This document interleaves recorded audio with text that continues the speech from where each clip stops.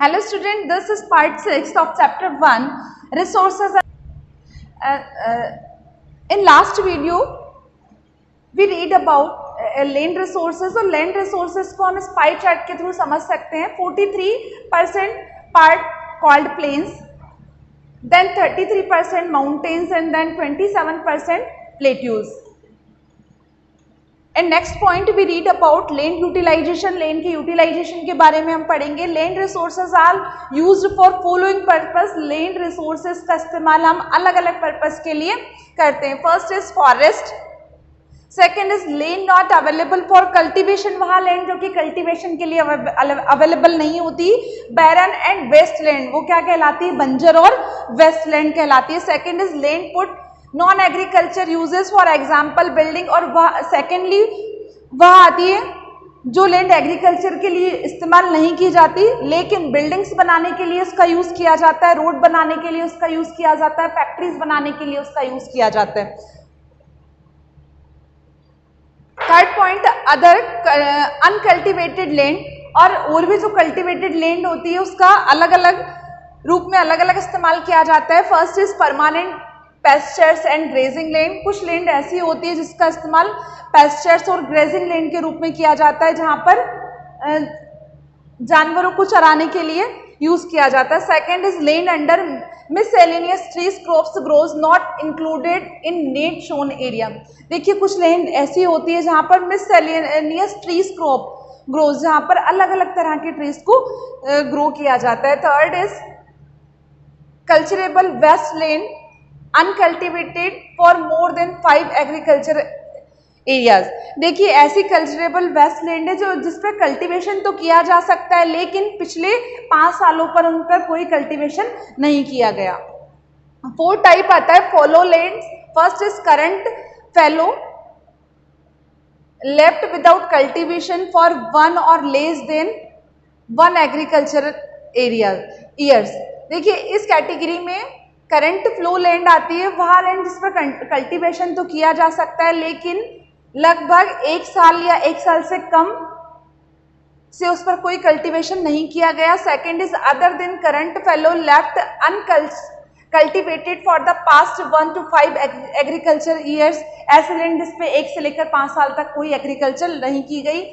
Net sown area, area sown more than once in agriculture area plus net sown area is known as gross cropped area. देखिए इस category में वह area आता है जिस पर कल्टीवेशन की जाती है, ग्रोस क्रॉप्ड एरिया कहलाता है. Land uses pattern in India. अब हम इस पॉइंट में land uses pattern in India एक पाई चार्ट के थ्रू समझेंगे किस पैटर्न को इंडिया में फॉलो किया जाता है. The use of land is determined both by physical factors such as topography, climate, soil types as well as human factors such as population density. देखिए जो लैंड का यूज है वो अलग अलग फैक्टर पर डिपेंड करता है. First is topography, second is climate पर डिपेंड करता है, सॉइल टाइप पर डिपेंड करता है as well as human factors such as population density. और जो लोगों पॉपुलेशन डेंसिटी है उस पर भी डिपेंड करता है. Technological capability and culture and traditional etcetera. Technological capability मतलब उस रीजन की जो टेक्नोलॉजिकल कैपेबिलिटी है वो कैसी है इस पर डिपेंड करता है. कल्चर एंड ट्रेडिशन, वहाँ का जो कल्चर है क्रॉप्स का वह कैसा है, ट्रेडिशन कैसा है, इन सारे फैक्टर्स पर लैंड के यूजेस डिपेंड करते हैं.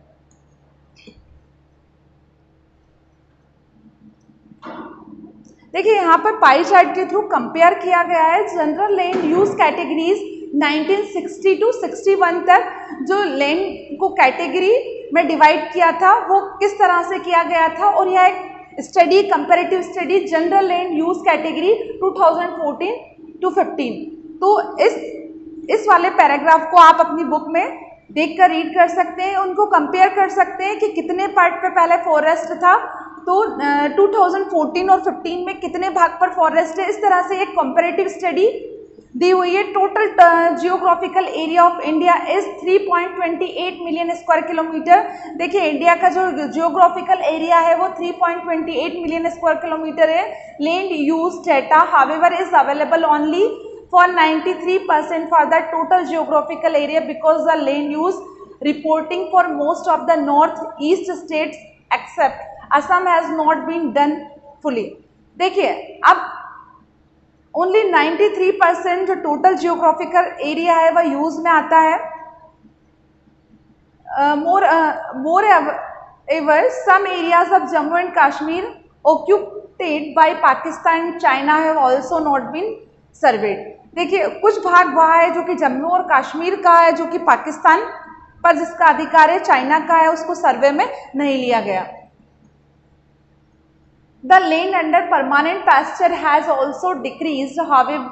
How we are able to feed our huge cattle population on the pasture land, and what are the consequences of it? Most of the other than the current fallow land are either of poor quality or the cost of cultivation। देखिए वह land जो कि cultivation के काम में नहीं आती, उसका क्या किया जाता है, पैस्चर और ग्रेजिंग, कैटल ग्रेजिंग के लिए रख ली जाती है, बिकॉज वहां पर जो क्रॉप्स की क्वालिटी होती है वो पुअर होती है या वह एबल नहीं होती क्रॉप्स के लिए। Of such land is very high, these